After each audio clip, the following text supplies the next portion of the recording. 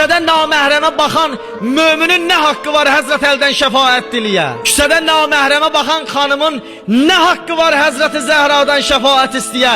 Dünya və axirət Həzrət Zəhranı şəfaətçi bilə özünə. Bir naməhrəmə baxış insanın mənəviyyat libasını əlindən alır. Küçədə lüt gəzənlə heç bir fərqi yoxdur onun.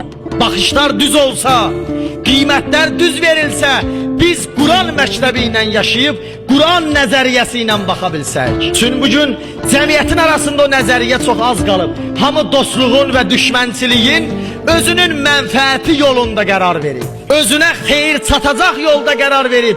Dostluq və düşmənçilik mərd-mərdanə Allahın yolunda kişicəsinə xırdalanmır və hesablanmır. Ona görə də biz cəmiyyətin bu qədər cahillərinə, cəmiyyətin bu qədər günahkarlarına, dindarların arasında bu qədər cahil və günah aşkara üsyan eləyənlərə mübarizə apara bilmirik.